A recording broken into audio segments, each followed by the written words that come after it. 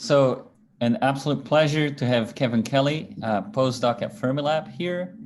He'll be telling us about heavy neutrinos and where to find them. So please take it away, Kevin. Thank you very much, Mateus. It's a pleasure to be speaking to all of you today, even if I can't be in beautiful Minneapolis. And I do mean it's beautiful. I grew up in the Midwest. I can put up with the snow. So like Mateus said, I'm going to give you a little bit of motivation of why we should be interested in searching for heavy neutrinos, where we might be able to find them in the next decade or two, and a little bit of, if we are able to find them, what we could do with them going forward. So a brief outline, if I can find my mouse. I'll give you a little bit of motivation for these searches, and I'll tell you about all of the different searches you can look for. Specifically, I'm going to focus on accelerator neutrino experiments.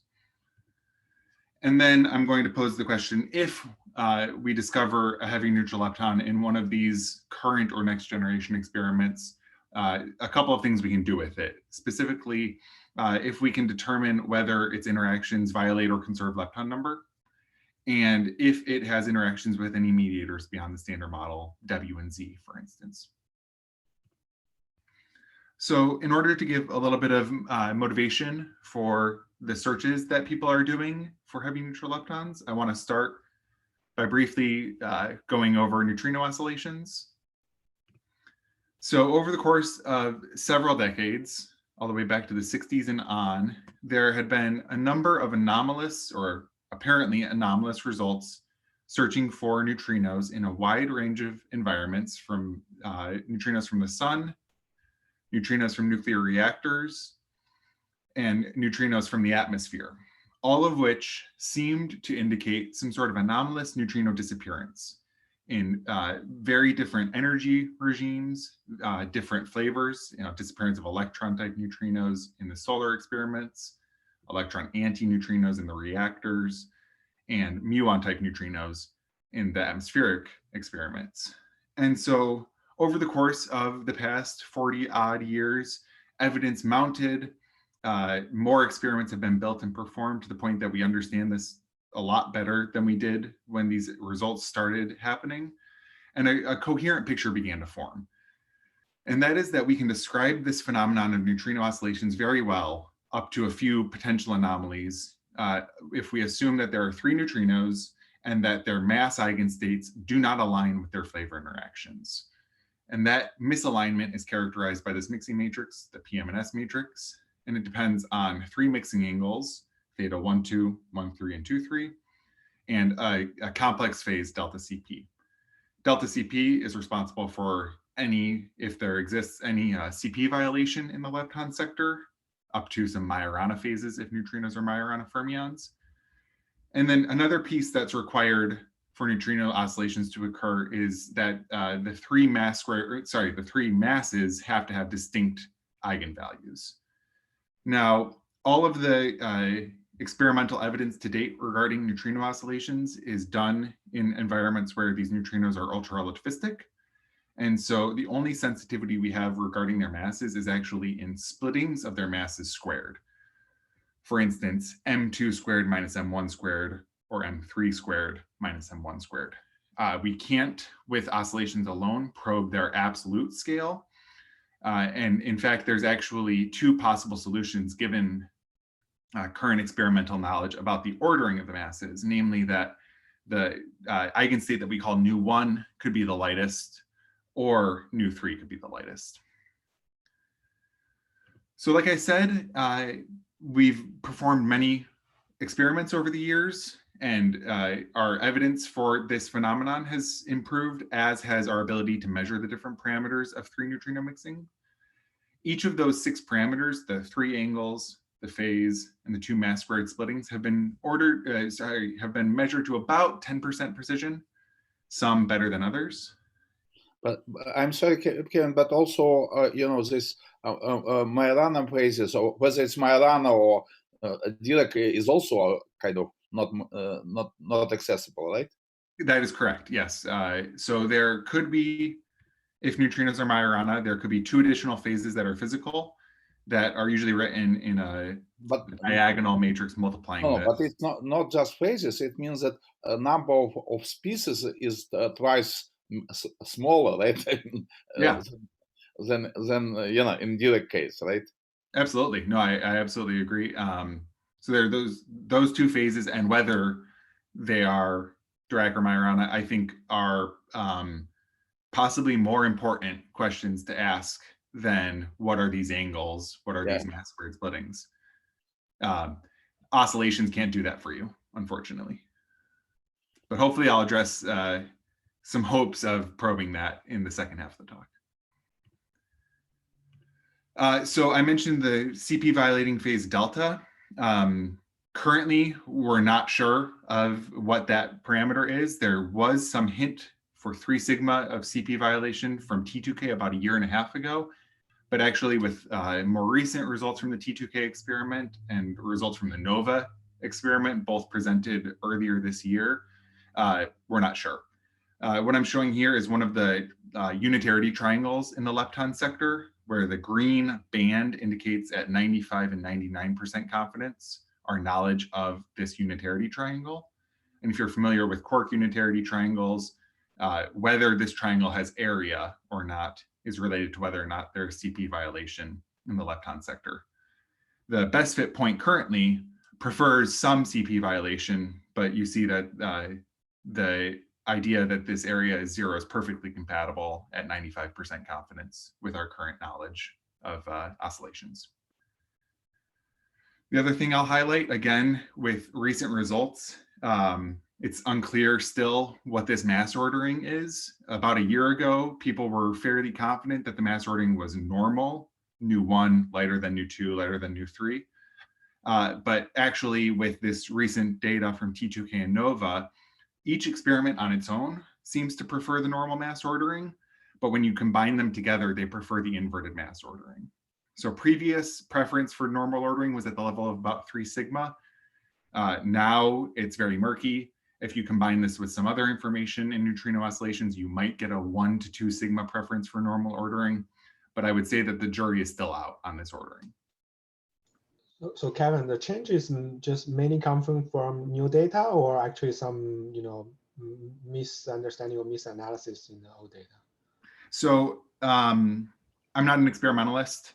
All I can do is take the results that are presented by NOVA and T2K at their word, and that they've taken care of, for instance, systematic uncertainties related to neutrino cross sections, that they've taken those into account appropriately.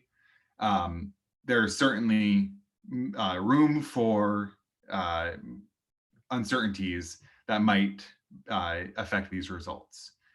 But I think it's a combination of the two, though, right? Like there is new data from T2K, but they also redid their previous analysis. To prefer CP violation at a high significance, about 3 sigma.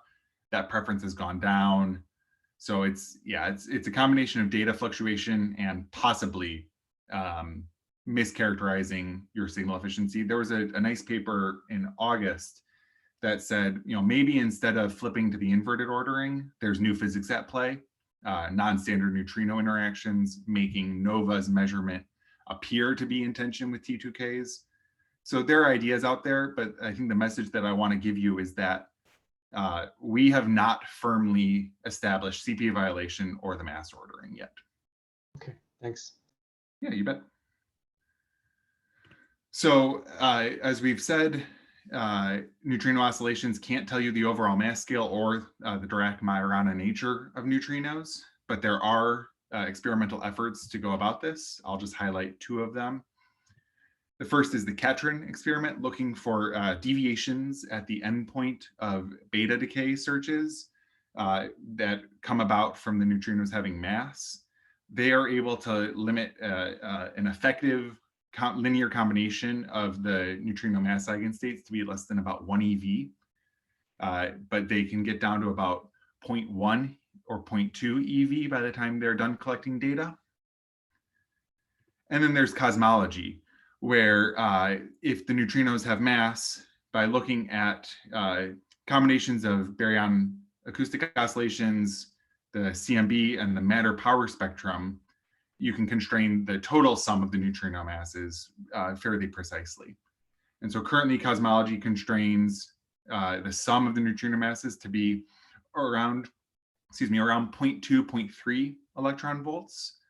And then here are some benchmark measurements that they think they can do in the next decade or so with this CMB stage 4, if the neutrinos are in the inverted ordering or at this low value in the normal ordering. Now, I will say that this current cosmology constraint comes with assumptions about lambda CDM, that if you relax those assumptions, this constraint on the sum of the neutrino masses relaxes a bit as well, to the point where it's about comparable with Catron. The point being, we can constrain, using a variety of probes, the sum of the neutrino masses to be no more than about 1 electron volt. And because we know that there are at least 2 non-zero mass squared splittings, we can constrain 2 of the neutrinos to have at least some mass. So question, can I go back, question on that? So you said if the constraints are relaxed, what would be relaxed in the lambda CDM then? So if you add additional degrees of free streaming radiation and effective on top of lambda CDM, that relaxes it a bit. There are models of self-interacting neutrinos that have been studied in cosmology that causes the constraint to relax a bit. Again, it's not a ton, but it's to maybe the electron volt level. Oh, okay, thanks. I worry because a lot of my my colleagues like myself who focus on terrestrial experiments, we fall into the habit of dismissing a lot of these cosmological constraints because they're more powerful than laboratory ones. And we say, oh, they're model dependent, you know, we can ignore them. But even up to that model dependence, it's not like these are going completely away. But just a comment, like the cosmological uncertainties, the possibilities you mentioned are like new physics on top of lambda CDM. But yeah, I would say there would probably be other uncertainties in the lambda CDM itself that have nothing to do with extra degrees of freedom or... So the constraint that I'm drawing is within lambda CDM, letting those parameters of lambda CDM be free as well. Okay. But how much would that get you, Matthias, if you actually did allow for more freedom in the lambda CDM parameters? Is it going to get you much here? Yeah, I don't know. Every talk by a cosmologist that I've listened to on cosmological bounds, the sum of neutrino masses always comes with big caveats on this is lambda CDM and you know, the correlations between several of the parameters that they fit all together are like more or less fixed in the lambda CDM model, but you could imagine different cosmological histories. I'm no expert, but yeah. But there is freedom there. That's what you're saying. There is some freedom there. There's more freedom than what one normally thinks of. No, there's not that much freedom. Really. Yeah, that's okay. You know, if you want to go down the route of, you know, changing lambda CDM, I mean, you could try and add new physics, but you know, you're gonna run into all kinds of other constraints. I mean, if you want to add N effective, then you have to worry about the helium abundance. I mean, N effective is constrained to be about 3.2, right? So it's very hard to deviate. I mean, the point is that lambda CDM works extremely well. So it's very hard to deviate from that. And then when you want to go, you know, past that and try and get big changes in the sum of the neutrino masses, it's actually quite hard to do that. But let me ask, lambda CDM, I believe that some people are discussing deviation for lambda CDM because of this Hubble tension, you know, Hubble constant tension, right? That, you know, that it's also based on lambda CDM, right? In some way, the problem. Well, yes and no, right? I mean, one number comes from lambda CDM, the other one, you know, right. And one of suggestion was that lambda CDM should be changed, right? I mean, yeah, but you know, there's not been anything definite that, you know, that's working, that, you know, that doesn't, you know, create more problems. One of the best examples I have for this, it's specifically related to the Hubble tension, is this neutrino self-interactions. So if you add additional self-interactions to the neutrinos, they will delay free streaming until later, possibly CMB epochs. And there was a paper early 2019 that showed that you could have very, very strong self-interactions, and you prefer N effective to be large at CMB times. They're independent of what you say at BBN times. Large N effective, and the sum of the neutrino masses should be about 0.3 or so up here. That's an example I can think of. That's a pretty dramatic. I mean, that's changing fundamentally how what neutrinos are in the standard model. So that's absolutely. If you're talking about doing that for H naught, which is almost certainly a systematic problem. I mean, that's it's easy for people who are doing the H naught stuff to think, oh yeah, we'll just change the fundamental nature of neutrinos entirely. They're not just weak doublets, any members of weak doublets. They don't mind doing that, but really, if you're looking at from the standard model, it's not something you would do very lightly. And I absolutely agree. Some collaborators and I looked into the particle physics ramifications, and we found that it's incompatible. So yeah, it doesn't surprise me. Yeah. But the limits, I'm just looking the limits on the sum of the neutrinos. I guess the strongest ones are about 0.15. Well, yeah, more or less about 0.15, which is, I guess, a little bit tighter than what you've got on that plot. This might be, yeah, this is from 2016's projections of CMB stage 4. Ah, okay, yeah. Great. Well, I'm going to keep going in the interest of time. So we know that there are 3 neutrinos that are less than order EV. I'm not going to get into the nitty-gritty on this plot. But the point is that at least 2 of them have masses, but all 3 of them are at least 6 orders of magnitude lighter than the electron. So there's this chasm between the charged lepton masses and the neutrinos.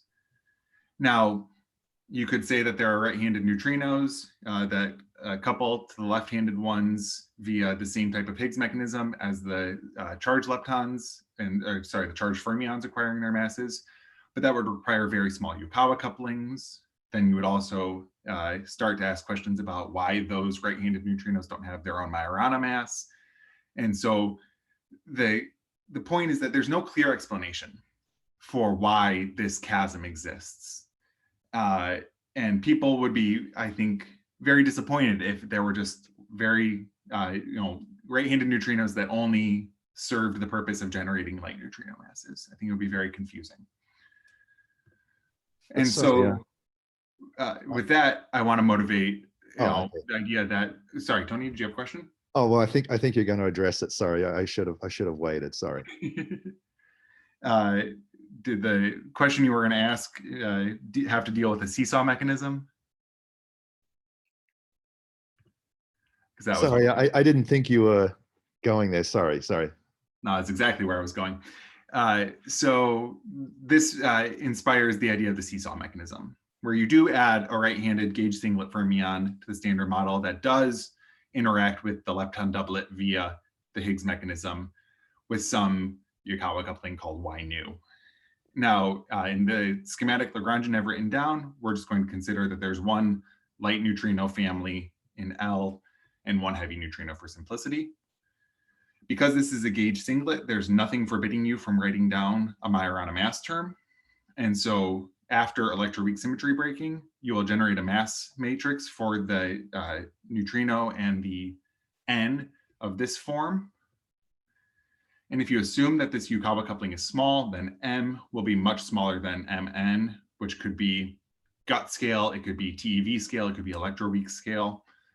And so after diagonalizing, you'll end up with 2 non-zero eigenvalues, one that is roughly Mn and one that is roughly M squared over Mn.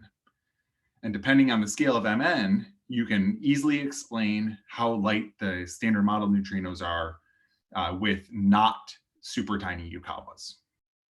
Now, what do I mean by not super tiny Yukawas? There's this nice review from 2012 looking at light stereoneutrinos, and I guess they took the motivation light liberally. So they looked at a wide range of mass scales. The x-axis here is the Majorana mass Mn in my notation previously. And the y-axis is that Yukawa coupling. And what they were able to demonstrate is that for this white region of parameter space, you can explain the standard model light neutrino masses via these different seesaw mechanisms. Now, there's a bunch of different etymology for different mass scales of Mn, different structures of the Yukawa matrix that enters that interaction, inverse seesaw, extended seesaw, etc. I don't want to get too much into the particulars today, but what I do want to motivate is that this mechanism can explain the lightness of neutrino masses for orders and orders of magnitude of the N mass. Up to about 20 orders of magnitude, this will work. And the most exciting thing to me is that different mass scales of this N will predict very distinct phenomenology in different environments. These arrows kind of start to indicate this. For instance, if your right-handed neutrino mass is at the TeV or GeV scale, you could search for these at the LHC. If it's very light, you might say that this is responsible for the LSND anomaly. Additionally, if the neutrinos are very heavy and the Yukawa couplings are appropriate, decays of that heavy neutrino, if they're out of equilibrium and CP violating, could be responsible for generating the observed baryon asymmetry of the universe via leptogenesis. So this is to say that there is a lot of interest, a lot of different phenomenology, and a lot of a very wide range of masses that this could work for. But basically, you're saying that you want to trade, you're trading a large Majorana mass for putting more of the hierarchy into the Dirac Yukawa coupling as you lower the Majorana mass, right? But then, do you mean hierarchy in the sense of how small the coupling is, or the different couplings within the matrix relative to one another? No, just because this chasm that you were referring to, it's basically coming from the electroweak VEV over the Majorana mass, right? That's why we have the chasm in the seesaw mechanism. Correct. But as you make the seesaw mass lighter, right, you have to put more of the hierarchy into the Yukawa coupling than the neutrino Yukawa coupling. Yeah, the way I see it, we only have one standard model fermion with a order 1 Yukawa. Mm-hmm. And so you could let these Yukawas be a bit smaller and let the neutrino, the N mass be weak scale, and this would work out. And I don't think that's too unappealing. Right, and you're saying that if you take it like of order the electron Yukawa coupling, which is the smallest, you can allow a right-handed neutrino mass, which is about less than a TeV then, or around a TeV. Is that correct? Yes, and there's even at a Yukawa coupling order 10 to the minus 6, there's several decades of parameter space that this could work out in. Yeah, I see. Yep. I wonder if there is any kind of, what is the experimental limitation for possible, this heavy neutrino, right-handed neutrino from experiment? It's there is a limit, I mean, or it's not very much visible. I mean, even if it does exist in, say, a TeV scale or without. That is a great question. Can you hold on about 3 slides? I'm sorry. No, it's not a problem. So before I go and talk about the existing experimental evidence or lack thereof for these, I want to motivate a bit some phenomenological ways of parameterizing this. And so what's commonly done in the literature, and I'm going to do this for the sake of reducing the parameter space, is I'm going to only have one HNL with a mass that's accessible in a given experiment. You might assume that there are 3 of these and the heavier 2 have decoupled a bit, at least phenomenologically speaking. And then we parameterize the mixing of that HNL N with the light neutrinos via these mixing angles that I'll call UEN squared, U mu N squared, and U tau N squared.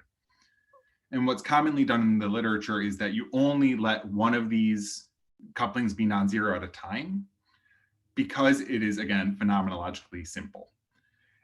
You could not explain the neutrino masses if you let only one of these be non-zero, but it's a good place to start to see if you see new phenomena in experiment. And then if you see a signal, then I would suggest letting many couplings vary and see what fits the data best. Now, the good thing about this minimal scenario is that it's highly predictive. you end up with N interacting with the standard model W and Z bosons via this mixing. And you can predict, for instance, any different decay process of N related to standard model parameters through that mixing. For instance, N decaying to 3 neutrinos, the partial width will be proportional to G Fermi squared, the mass of N to the 5th, and then depending on which light neutrinos you're looking at it decaying into, this mixing squared.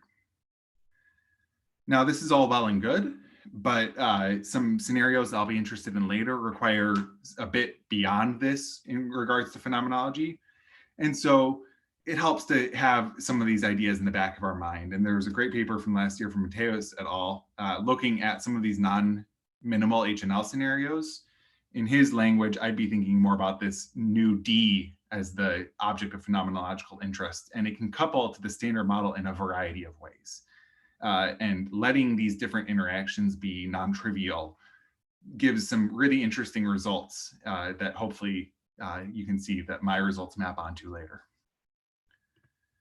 So as requested, let's talk about some current constraints and some upcoming probes of this minimal HNL scenario. So Kevin, before you move there, Yep. I want to bring back to what Tony was asking. So you were showing the parameters space in the sense of like a minimal seesaw models, right?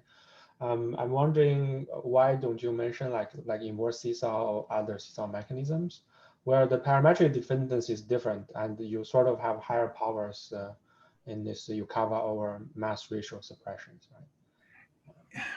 That's a good question. It depends on whether you want to wed yourself to the idea that these new heavy neutrinos are absolutely responsible for the light neutrino masses that we observe or not. And that's certainly, I would say, well motivated, but I would say an equally well motivated thing to do is to come up with a minimal way of parameterizing what we could see in an experiment, given the certain experimental setup we're interested in. And I'll get to these accelerator experiments in a minute, to use this minimal effective parameterization. And then once you hopefully discover something, start to dig into this more complicated set of parameters. Okay, sure, I see. Yeah. You know, in the absence of a new physics signal, you can place a limit on whatever set of parameters you want. Yeah, sure. But once you discover it, then it's prudent to start asking these more detailed questions, I would say. Sure. Now also, you know, if you follow strictly this minimal seesaw relations, in the plot you're going to show later on, there will be one thin line or thin bar there, right? Correct. Yeah. In fact, the plane you're going to show is more of the general seesaw instead of these minimal ones. Yeah. Yep. You're completely correct, Jen. All right, so let me just go through quickly some different ways of looking for these HNL and what we know now in terms of current constraints. So this is from a result from late last year, trying to pretty much summarize this scenario as best as possible. And what I really appreciate about this paper is that it goes over as many orders of magnitude of N mass as you possibly could hope for, at least in terms of what we know currently. And so what I'm showing here is a set of current constraints on Mn versus assuming that only N is mixing with electron neutrinos via this VEN squared. They use a slightly different notation than I do. What I find so cool about this is the wide range of phenomenological searches that are here. For instance, oscillation results, looking for anomalous disappearance of electron antineutrinos in reactors, populate this low mass region. For several orders of magnitude up here are searches for anomalous beta decays of different elements. I'll get up to here. This is for similar accelerator-based searches that I'll get to in the next set of the talk, or searching for watching a pi decay into an electron and missing energy and measuring the spectrum of the electrons coming out, looking for kinks in that spectrum, for instance. And then collider environments, such as ATLAS, are up here. And you can look for production of Ns and maybe even a displaced decay or a lepton number violating decay of that N in your collider. There are also some cosmological constraints, and I think we've talked enough about cosmology today that I don't want to dive into the model specifics of this. And also X-ray searches for decays of these neutrinos if they are KeV scale dark matter decaying into X-rays. Jen, you alluded to this line, which is that simplest explanation of the seesaw relation, where the light neutrino mass is explained via the mixing. And you can see that, except for in some small regions of parameter space, we have yet to exclude that line completely. Someone should update this X-ray line, because you don't have to assume that this is dark matter, right? You can just, there is a minimal abundance you will have. Yeah.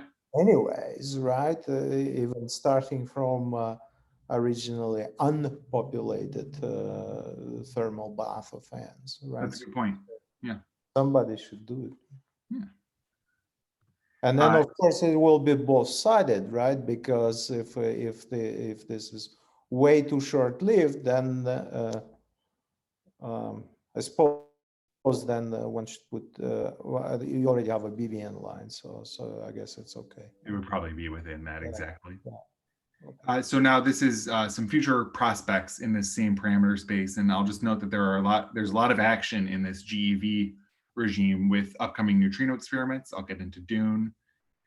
If SHIP happens, it will have excellent sensitivity, likewise with Methuselah, and then some future circular collider or LHC prospects up in the several GeV mass range are certainly exciting. A similar picture emerges if you assume coupling, oh, sorry, I went the wrong way. Assume coupling with muon neutrinos. Again, oscillation experiments in this low mass range. There is no analogous beta decay type program in this KeV area, but then direct searches and collider accelerator searches up in the GeV mass range. And then the last thing I'll show is our current knowledge of mixing with tau neutrinos. And you'll see that this is very sparsely populated, and that's because tau neutrinos are harder to produce in a well-characterized fashion. Tau leptons are harder to identify unless they're super boosted, and you can identify their decays. But there is some action in this GeV scale, and I'll get to some prospects later. So the constraints in the GeV are atmospheric neutrino experiments, like super K and T2K, is that atmospheric? Yeah, and I believe both this super K and T2K line violate the assumption that I said about assuming that this is the only non-zero coupling. I believe they have some small electron or muon coupling to produce these before they decay. So I think these are subject to some scrutiny. Yeah. Okay, so now for the next chunk of the talk, I want to talk about how we can look for these HNL in an accelerator neutrino experiment. And the one that I'm going to base the rest of this discussion on is DUNE, the Deep Underground Neutrino Experiment. And what I'm about to say, I don't say as a member of the collaboration, so you can mute this part from the recording. I think that there is an incredible amount of physics that can be extracted just from the DUNE near detector, which is a fraction of the cost of the entire DUNE program. Okay, you can unmute the talk now. So the DUNE near detector Hall has a number of very interesting components. I've highlighted a few of them in this theorist's view, specifically the liquid argon time projection chamber, so a mini FAR detector. And then immediately downstream of that is this high pressure time projection chamber. It's gaseous argon situated inside a magnetic field and an electromagnetic calorimeter. It's called the multi-purpose detector, or MPD. And so for my interests, I think of this as a high intensity neutrino beam. You can make pions that decay most of the time into new mu's that travel in the direction of your detector, thanks to these magnetic focusing horns that either sign select positive or negatively charged mesons. But any source of neutrinos, up to whether or not you can have a decay that's kinematically accessible, could also serve as a source for HNL that are metastable. So you could produce an N from pion decay that could travel the remaining distance to the near detector complex and decay within. And these decays could be striking signals that allow us to constrain the existence of HNL or possibly discover one. So what types of production modes do we consider in this? Let's take the muon mixing case just as an example. And there are 7 that we include in our simulations, plus the opposite charged meson decays. So for instance, the 2-body decays pi and k to mu and an n, or d and d sub s decays. And then to try to be as complete as possible, we also take into account some of the 3-body decays for charged kaons and d mesons. The important or exciting thing that I'll highlight is that these 2-body decays, for instance, pi to mu n and pi to electron in n, if you just have the standard model neutrino or a massless particle instead of the n, these decays are helicity suppressed. That's why pi to en is, or pi to e nu is so small compared to pi to mu nu. But once you relax that assumption and let there be a non-zero mass to this n, you can not only have that helicity suppression lifted, but you can get what I would call helicity enhancement relative to the standard model branching fraction. If you take the n mass to be significantly higher than the charged lepton it's decaying with. So putting all of these pieces together in the muon mixing scenario, we simulate the decays of all of these mesons, and we track what flux is accepted by the near detector. So we have an angular cut on these decays. And we ask, as a function of the n mass, how many n's pass through the detector given 5 years of operation in neutrino mode and only coupling to muon neutrinos. So a coupling u mu squared on the order of 10 to the minus 6, and the other 2 electron and tau couplings are 0. And so there's a number of features here. The different colors correspond to production from different meson decays. If n is light, it will mostly be produced from pion decays. If it's in this hundreds of MeV range, it will be mostly produced from kaon decays. But then there's still some sensitivity we expect up around a GeV or so from d meson decays. Now the reason this is so much lower than the other 2 is just because our 120 GeV proton beam does not produce as many Ds as it does pions and kaons.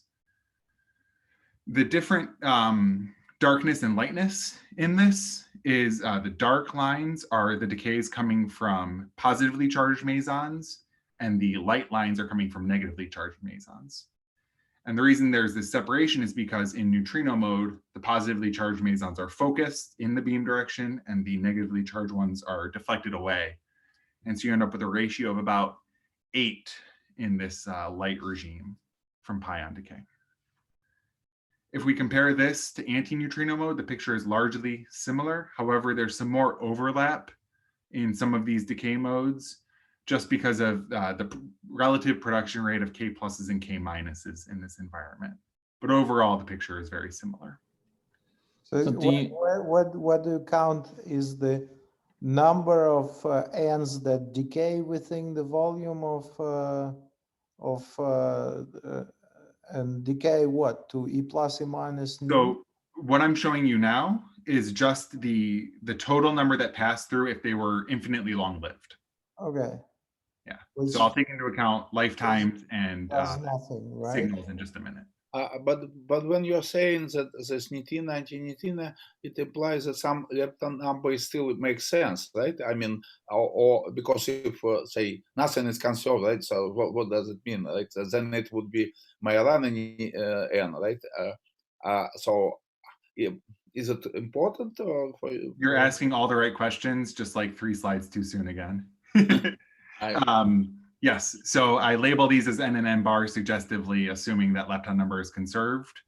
But if that's not a thing, then you would sum these 2 contributions and the n and the n bar would be identical. And your helicity states, are you producing just the correct helicity, or are you taking into account also the flipping channels? We don't keep track of that for this study. Just because we don't have any observables that are sensitive to that. but it's certainly something to look into for future work. Yeah. So just a couple features that I'll point out here is that there is this helicity enhancement I referred to. That's the explanation of why these curves rise in slope if n is heavier than the muon mass, only for the two-body decays though, because there's no such enhancement for these three-body decay curves because there was no helicity suppression in the first place. If we look instead at, if we coupled only to electrons instead of muons, then this helicity enhancement is much more obvious. I've started these figures at 1 MeV n mass, so we're already above the electron mass, and that's why all of these two-body curves are all rising as a function of Mn. So now we have to ask what a signal is. This is just the number passing through if they're infinitely long-lived, but like I said a while ago, if we make this minimal mixing assumption, then all of the decays of the n are predictive. And it's all related to this mixing as well. And so what we're assuming is that the HNL comes into the detector and with some probability, it decays into a final state that I classify as difficult for neutrino interactions to mimic. With the flux of muon-type neutrinos at dune, there will be a lot of single muon or muon and pion plus recoil type events in this detector. And so there will be a lot of neutrino related backgrounds, but many of these final states will be identifiable still. Some of them are n decaying into a neutrino and a pair of charged leptons, either of different flavor or the same, or into a charged lepton and a charged meson and nothing else. So you could reconstruct the invariant mass of the n with this two-body system. But then there are also contributions that I've labeled here. For instance, n goes to 3 neutrinos, which you wouldn't see, or n goes to a neutrino and a pi naught, which would be swamped by background. And so we can calculate all these partial widths, calculate the lifetime of n depending on its mixing and its mass. And more importantly, we can calculate its branching fractions into different signals of interest. And so these are each coupling to electrons, coupling to muons, coupling to taus. And it's the branching fraction into what I would call interesting signals versus irrelevant ones. The irrelevant ones are the 3 neutrinos or a neutrino and something else neutral, like a pi naught.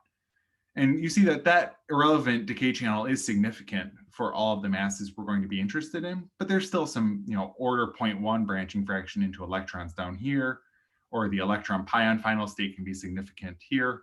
So, it's not like these interesting signals have very, very small branching fractions or anything.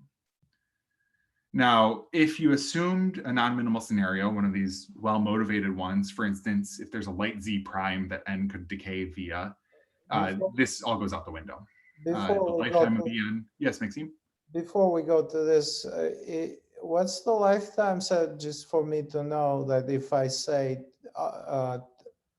take 100 MeV n and the mixing, I can calculate it from the muon decay, okay. Yeah, so in general, they scale as the mixing squared times G Fermi squared times m to the 5th.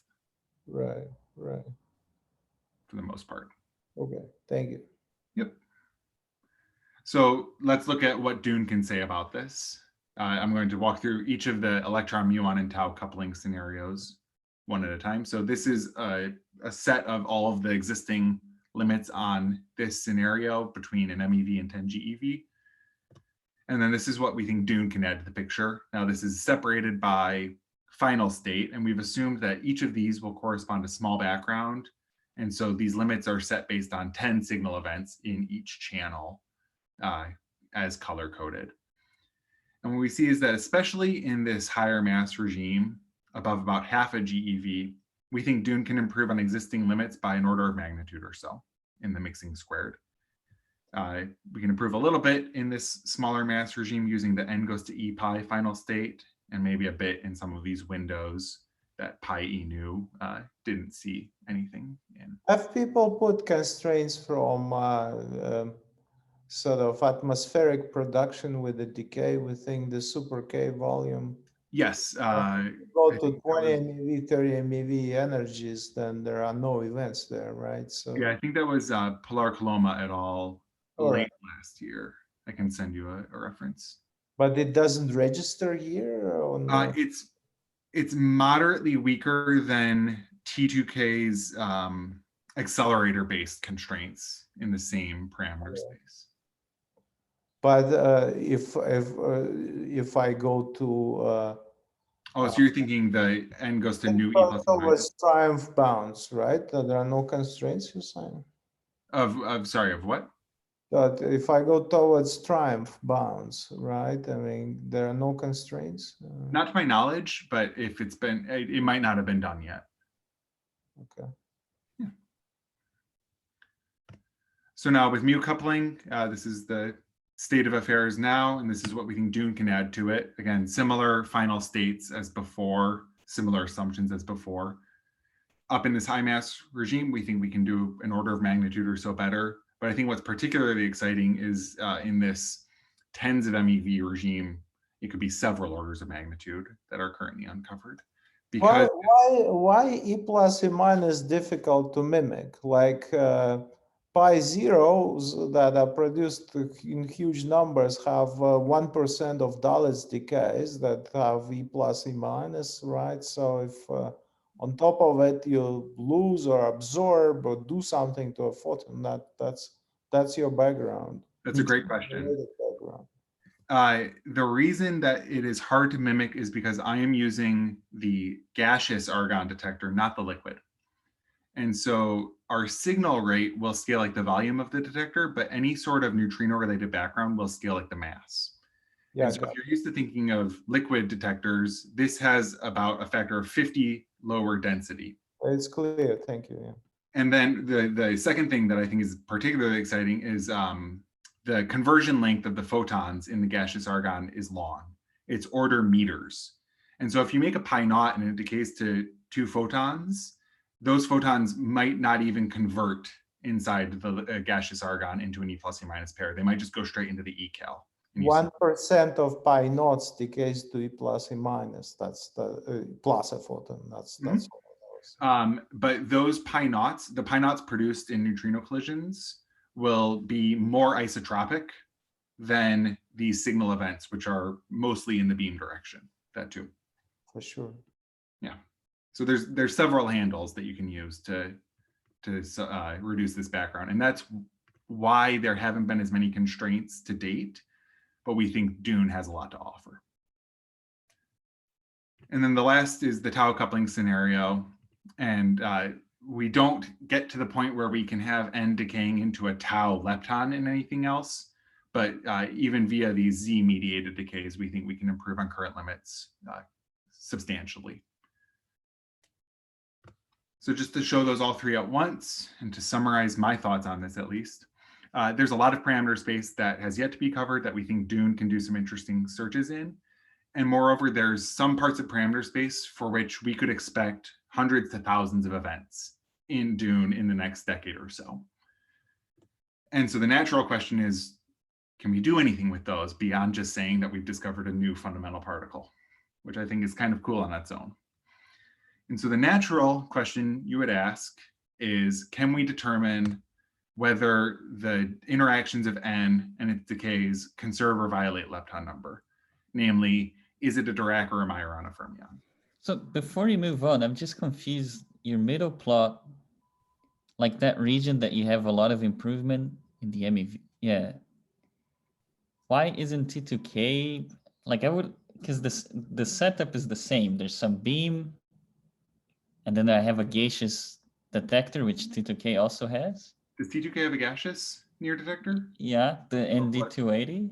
What volume? Wait, I thought ND280 was the iron one.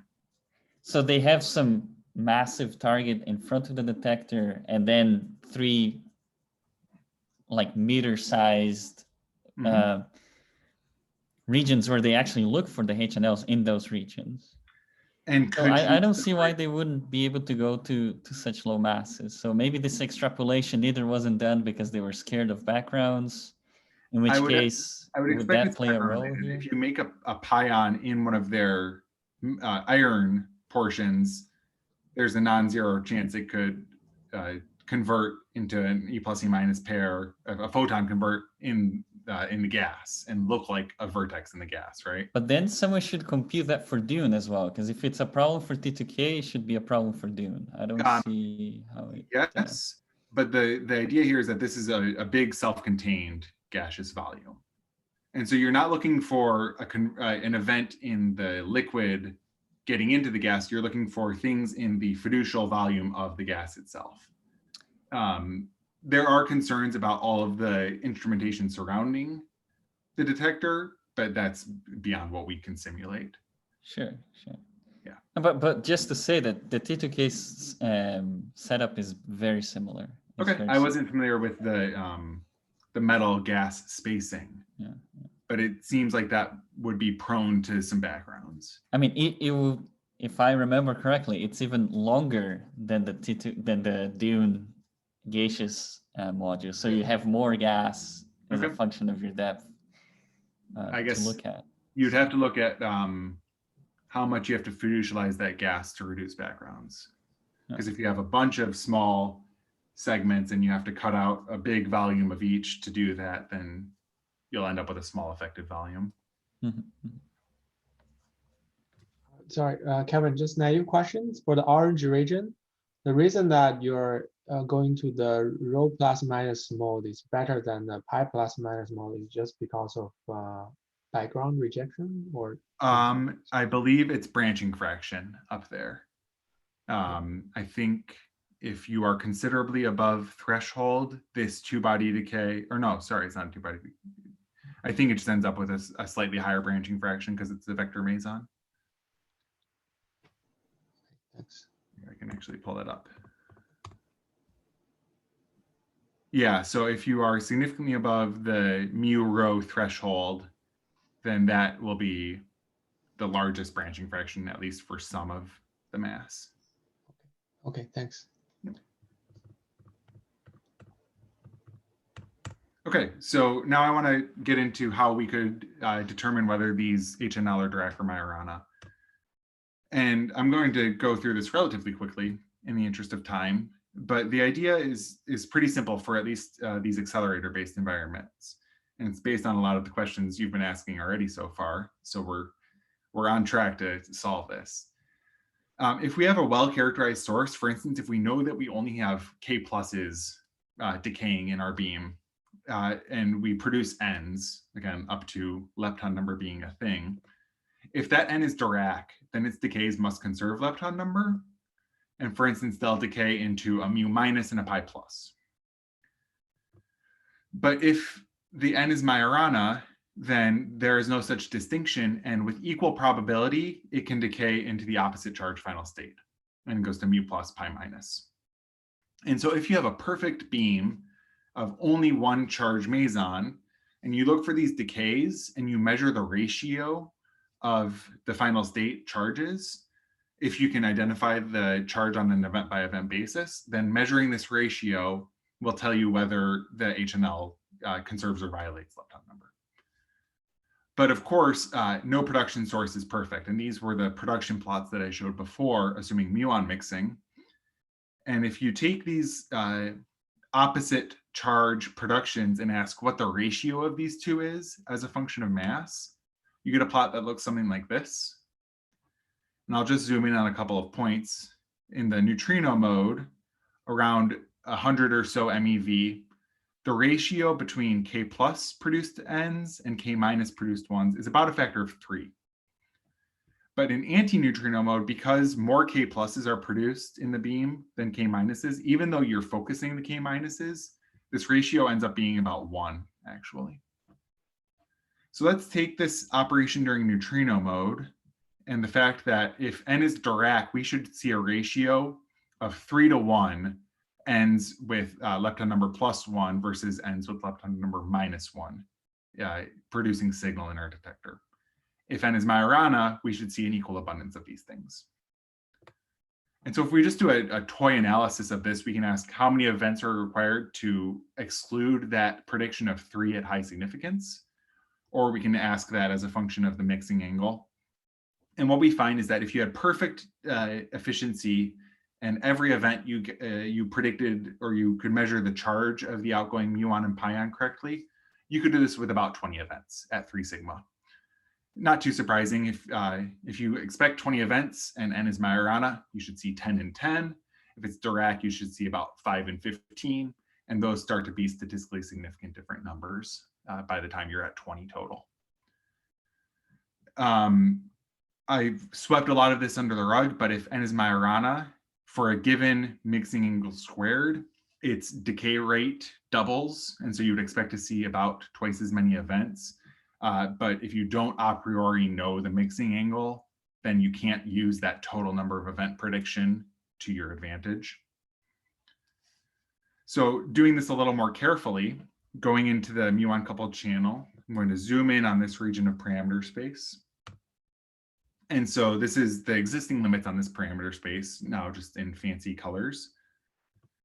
And this is the expected dune sensitivity that I showed in the previous plot for the mu pi final state. And now if we try to do this Dirac-Majorana separation as a function of mass, this is what we expect. Now this A parameter is the fraction of the time that you get the particle and charge ID of your final state correct. So A equals 1 is a perfect scenario. A equals 0.75 means that you get it correct 75% of the time. A equals a half means you're guessing and you're out of luck in that point. So what we were able to demonstrate is that even if you can only do this, correct 75% of the time, there's still some parameter space for which not only could Dune discover this type of HNL, but it could prove that it violates lepton number. Now, all of the situations I've talked about so far assume that the lepton number of the final state is identifiable, mu minus pi plus versus mu plus pi minus. But many of the decay channels that I've shown, that is not the case. For instance, n goes to a neutrino and a pi naught, or n goes to a neutrino and a pair of charged leptons. Because this neutrino goes out and we don't detect it, there's no way of event by event identifying the lepton number of the decay. But there's still hope in discriminating Dirac versus Majorana, and that is in measuring the distribution of the outgoing pions. And so there's this result from about 2 years ago now that proved that for, if you have an n that's perfectly polarized in one direction, and you look at its decays into a light neutrino and a self-conjugate boson X, if you calculate this decay with respect to the angle between X and the neutrino, the n spin direction, then it follows this form. It goes like the total width divided by 2 times 1 plus some parameter alpha times the cosine of that angle. And what they showed is that if n is a Dirac fermion and X is one of these different standard model particles, alpha can have a wide range of values. It could be maximally different from 0, being 1. It could have a value that depends on the masses of the neutrino, M4, and the standard model particles, or it could depend on some dipole operators that enter its interactions. But what they showed is, too, that if n is a Majorana fermion, alpha is necessarily 0, and its decay is isotropic. And so if you could measure a large enough decay distribution of n goes to a neutrino and something else, and you could reconstruct the lab frame of the n, the rest frame of the n, and calculate this distribution in the n rest frame, you can determine whether n is Dirac or Majorana. So now in some current work, some collaborators and I are working on extending this to 3-body decays. But I'm sorry to have, but say, could it, not decay, but some other, way of interaction to use it to differentiate Majorana versus Dirac for normal neutrino?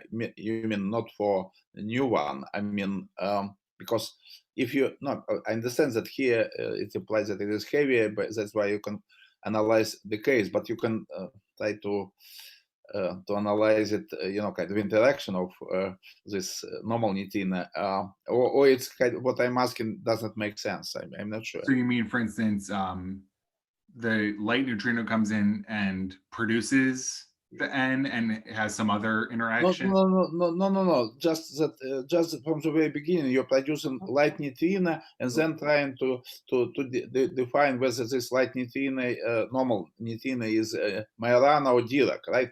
So instead of double, beta decay, could it be something like this instead of double beta decay? Too small, Arkady, too small. If the neutrino mass is in electron volt scale or lower, right? So, Right. No, but you can use not decay. Not decay. Normalized on the various momentum transfers in the problem and so on, right? And yeah. So, but it would be not decay, right? I mean, of course, right? Well, scattering, right? But right. I mean, all distinction disappears if we put the mass to zero, right? So, therefore, the rate is proportional to the square of that mass, and that is a ridiculously small parameter on top of the everything else. That's all. Neutrinos are polarized. That's the main point, I guess. It's you always produce them in some weak interaction, so you polarize them. And if you want to make the distinction Dirac-Majorana, you need the other degree of freedom, which you can only gain if you pay this tiny price that Maxime is talking about. I see. Yeah. Okay, so no hope. Okay. Yeah. Very little hope. Oh, yes. Unless we observe something like double beta decay. So what I'm working on now is extending this result to 3-body decays. And so we're looking at decays of the type where we can write them down as a 4-fermion interaction. For instance, N goes to a neutrino and 2 charged leptons, possibly different flavor, via some new interaction that's heavier than the N mass, roughly. And we're trying to do this in the most general sense possible, irrespective of any possible UV completion, new scalar mediators, or even if it's just mixing with the standard model neutrinos, interacting with the W and the Z. And so we're writing down a complete set of matrix elements, allowing for any interaction to enter and interference between these different contributions. So scalar, pseudoscalar, vector, axial vector, and tensor interactions. Now, going from 2-body decays to 3-body decays also requires a bigger phase space. And so this is just a schematic representation of what we're assuming about this decay. The 3 final states in the N rest frame are the neutrino, P minus is the negatively charged lepton, and P plus is the positively charged one. And we've assumed that N is polarized in the Z direction as before. So you can write out the 5-dimensional differential distribution. Phi here is an azimuthal angle about Z, and it's unphysical for our case.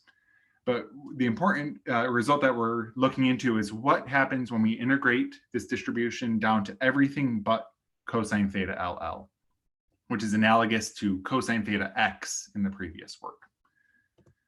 And so just like before, when we integrate down, we can write this distribution as a function of the total width gamma. And I've substituted, instead of alpha here, I'm calling this AFB, which is the forward-backward asymmetry of this decay. Again, assuming perfect N polarization. What's the forward-backward asymmetry of the N decay into nu, L alpha, L beta? So the question is, how big can this asymmetry be? So we're letting these decays be as general as possible. And what we find is that if we just let there be scalar and pseudoscalar interactions, none others, we can have maximal asymmetry relatively easily, which is AFB equals a half. This is all in the, in the context that N is a Dirac neutrino. But then if we let there just be V and A type interactions, that's not the case. And what we find is that the allowed range of this forward-backward asymmetry as a function of the mass depends on what you pick the couplings to be and the mass of N itself. So if we're looking at N decaying to a neutrino in E plus and E minus, this is the allowed range that this can populate. And there are a couple of well-motivated lines on this region, and that is that we can map this VA scenario onto one where N is just mixing with the standard model of neutrinos.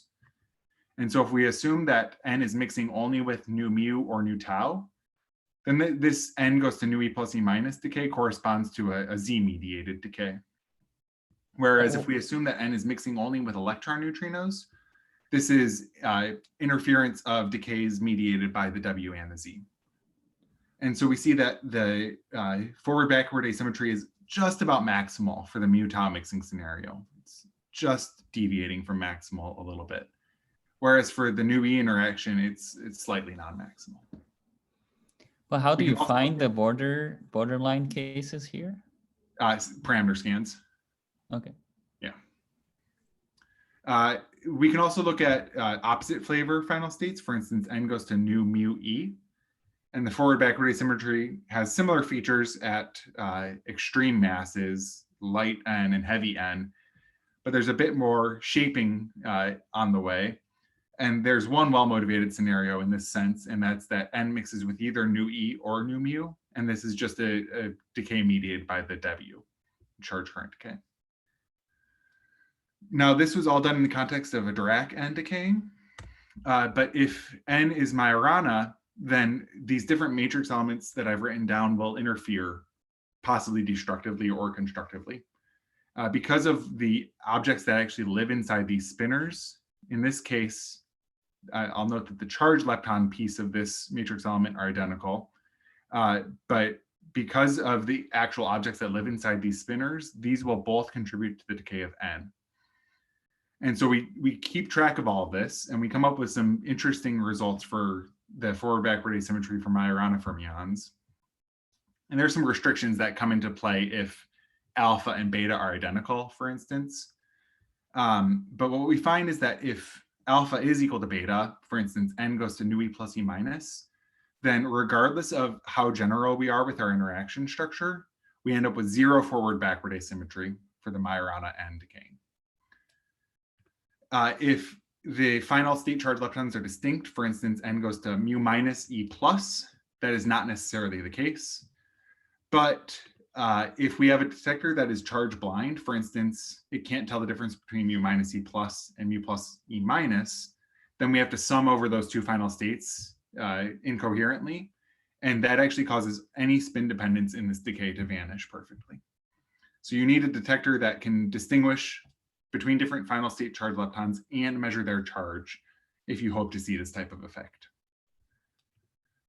We also find that if we make assumptions about the UV completion, for instance, that any new mediator that's causing this decay to occur is neutral, then we can constrain this asymmetry to be small.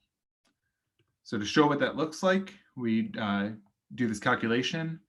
What we find is that we, in order for the Majorana n to have any forward-backward asymmetry, if we only have neutral mediators, we need multiple types of mediators to come into play. We need some sort of vector axial interaction and either a scalar pseudoscalar or a tensor one.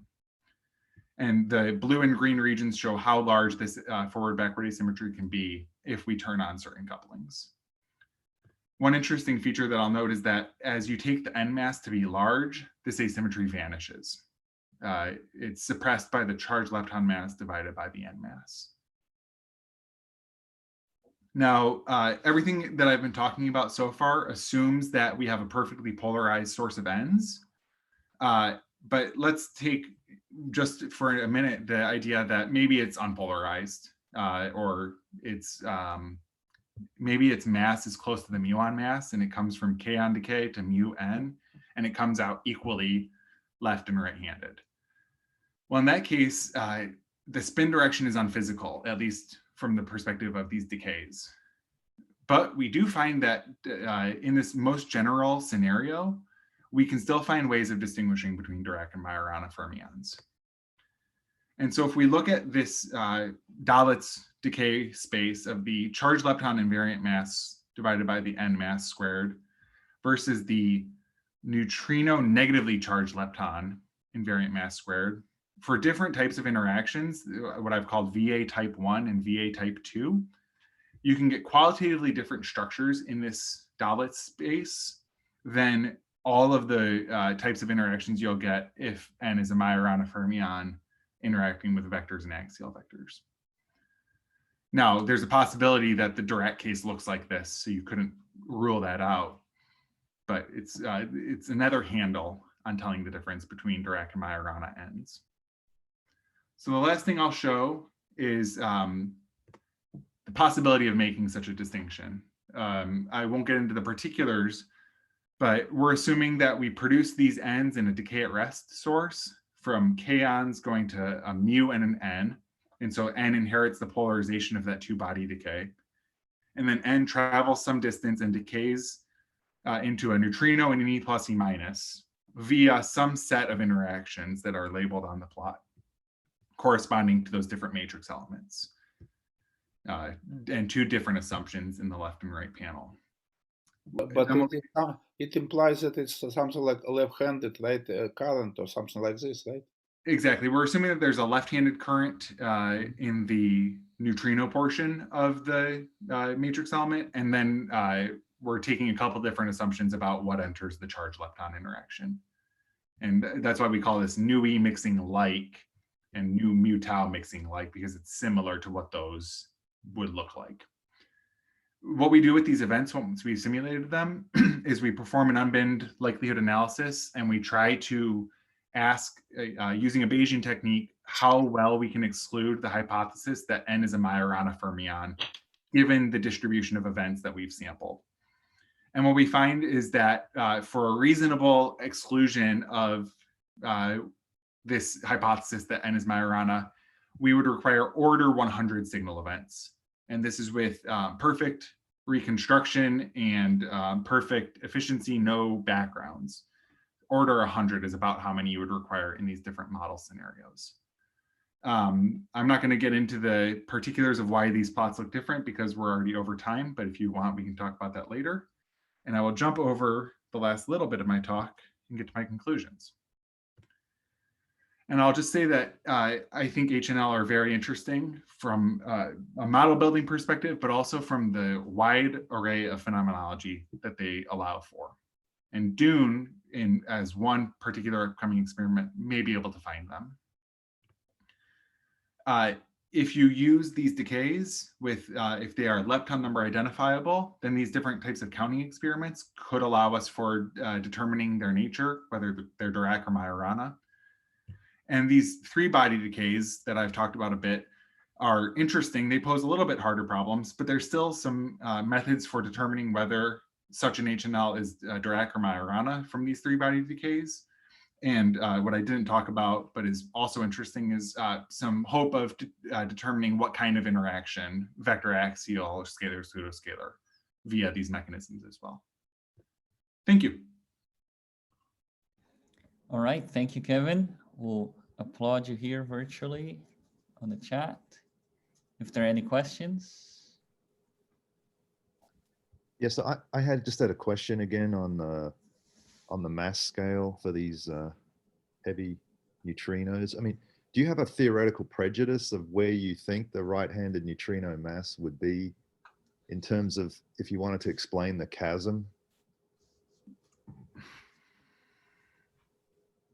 I think if we discovered an n in any of these mass ranges from a KeV to 1,000, a PeV, yeah, you'd get 100 theorists trying to write a flavor mixing model that works. Oh, no. Yeah, no, I agree with that, but I'm just asking you if you have a theoretical prejudice of where you think this right-handed neutrino mass would be.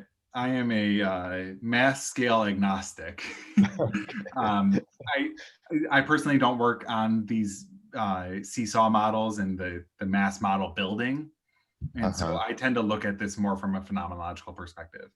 No, it's a good idea. No, I agree. But I was just then trying to, because for this mass range in the GeV, right, the Yukawa couplings now have to be below, say, the electron Yukawa coupling. Would that be? They could be order electron Yukawa and still work at that mass scale. I see. So you don't have to go much below. So here's a GeV. And right, I see. This says that you can be, between 10 to the minus 8 or so, and maybe 10 to the minus 1 in the Yukawa coupling.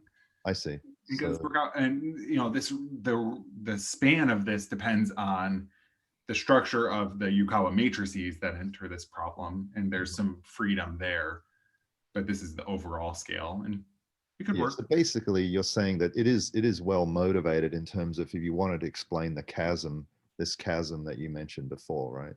Sure. Yeah. Yep. And it's not an unnatural. Yeah, yeah, that's where I was getting at, whether it was you're pushing parameters to the extreme, but you're not, you're saying. Yeah. What people will do in this region of parameter space is typically say that you have pairs of fermions of HNLs, and because they come in pairs, they basically have two independent contributions to neutrino masses, and the mass difference between them is some parameter mu, which is lepton number violating, and as you set that number to 0, neutrino masses get smaller and smaller because the two contributions are coming closer and closer together and canceling each other. Mhm. So this is like the inverse seesaw mechanism works this way. So you typically get a model where neutrino masses are small because they have small lepton number violation. So there's some symmetry to it. And you still get sizable Yukawas with relatively light HNLs. But people will come up with very different models. Most of them, to be honest, are close to this idea of the inverse seesaw. Yeah. May I ask you a terminological question? Why this neutrino could be called right-handed? In what sense it's right-handed? That's a great question. And I would say, You see what I'm asking, right? About. Yeah, that's why I tend to call them heavy neutrinos. Yeah. To be a little more careful. Yeah. They're gauge singlets, and they are not charged and they're SU2 left. Yeah, but it is not the same as right-handed, right? I mean, because in terms of polarization, there is no, let's say either Dirac or Majorana or whatever, but it's not. No, but if you give it, Arkady, if you give it a Dirac mass, right? Yeah. And if you couple it to a left-handed neutrino, then it would be right-handed, right? But if it's heavy and you go into no, what means it would be right-handed? No, it would be not right-handed because massive neutrino is not left-handed or right-handed, right? Yeah, but this is before it's massive, right? You're writing down. But then it's just write down the coupling HLN. No, right, but it is theoretical, right? It's not observable neutrino. No, I mean, okay, the observable neutrino with the mass is not right-handed. No, that's right. No, okay, so I kind of, Yeah, but you're asking why you're calling it the right-handed neutrino, because when you write down the Dirac coupling, you're writing down H. No, okay, I understand. L-E-R, right? But so it's not, you're writing down H nu L nu R. It's the same thing. Right, but it is okay. But it is you're writing nu R, but then when neutrino becomes massive, Then it's it doesn't make sense in terms of handedness of neutrino. You can say that the interaction of special kind. I agree, right? Yeah. But right-handed interaction is not the same as right-handed neutrino. I would say that the ingredient to the model is a right chiral fermion. Right. And then the phenomenology is that you get a heavy neutrino. Exactly. Yeah. Right. But most of them are left-handed polarized. Yeah, right. No. But it means left-handed polarized. It's again only proximate. If you have a massive particle, what does it mean? Yeah, well, if you have a mass that is large compared to the energy comparable, then you get. Of course. Of course. But okay, I'm sorry. No, but just a reaction to linguistic, which is irrelevant, of course. Yep. So, any other questions? I had a question on your argument about three-body decays and telling Dirac versus Majorana apart. So I know we discussed this a little bit in the past, but I'm still confused because if I'm being inclusive over all types of interaction types, you're saying that independently of what I choose for my Lorentz structure for gamma n in your amplitudes, you get power of discrimination between Majorana and Dirac. Is that right? Correct. But then if I have some new vertex there, doesn't that interfere with the standard model piece? And depending on how large these two pieces are, don't I get a different distribution in the end?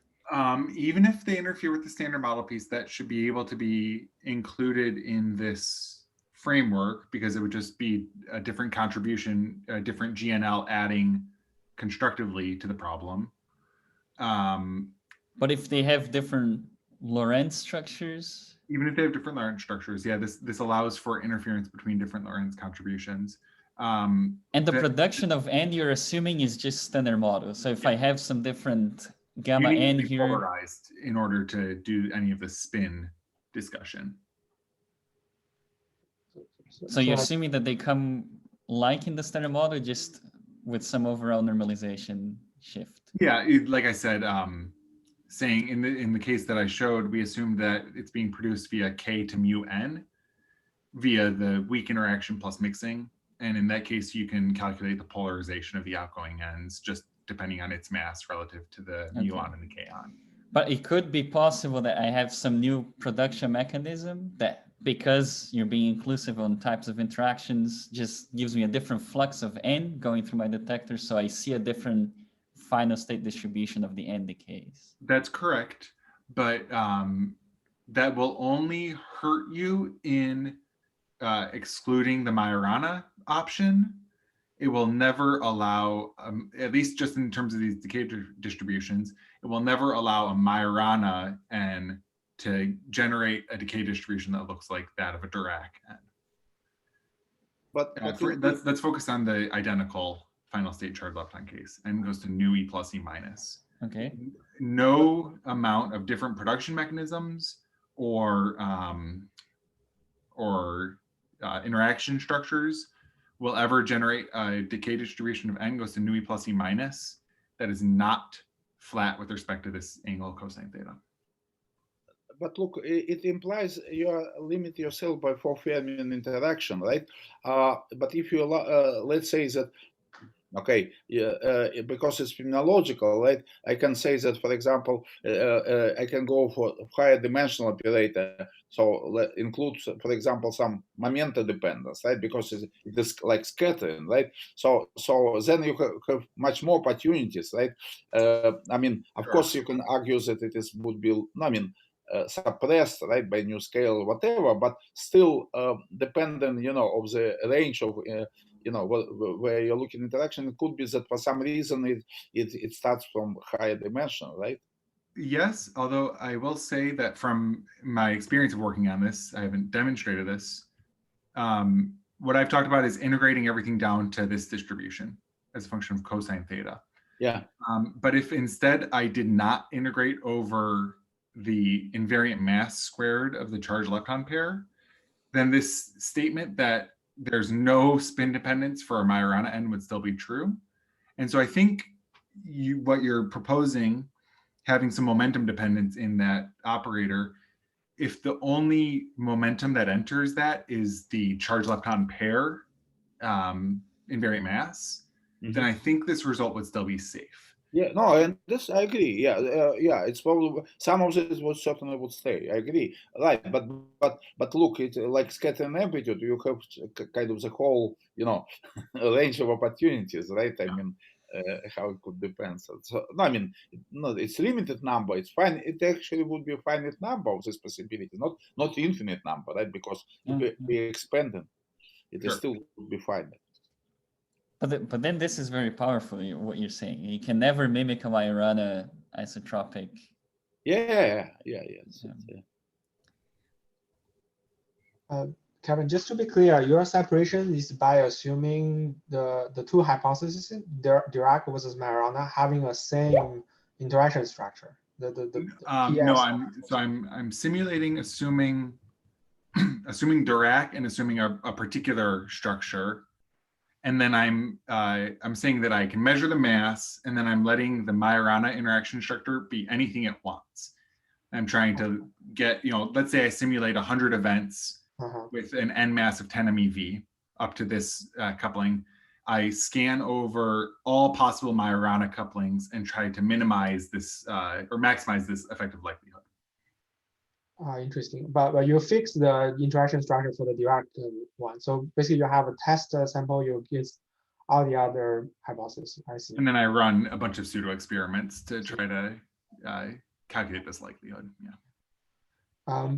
So would any weak CP angle in your theory confuse you in such a determination? It's a very good question. We haven't thought about that. We've assumed that CP is conserved and everything so far, so I don't know how that might muck us up.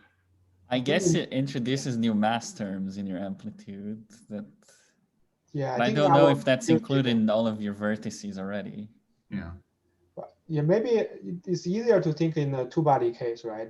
Your power comes from the charge asymmetries essentially in the final state, right? Mm-hmm. Having the new CP angle, I think naively would change those charge asymmetry ratios, reduce them. Reduce them in the Dirac assumption. Yeah. The Majorana assumption would still be 1-to-1, right? Yes, reduce that in the Dirac case, that will still like make you much weaker in separating them apart. Okay. And this effect will propagate into your three-body discussion as well. So if you're doing a charge asymmetry. Oh, yeah. But also, yeah. Yeah. So I think, yeah, I think having CP angle will weaken your. Okay, maybe give you a new sensitivity to CP angle as well. So you can always say things positively. Sure. Yeah. Okay. Any other questions? If not, we can thank Kevin again. I'll stop recording.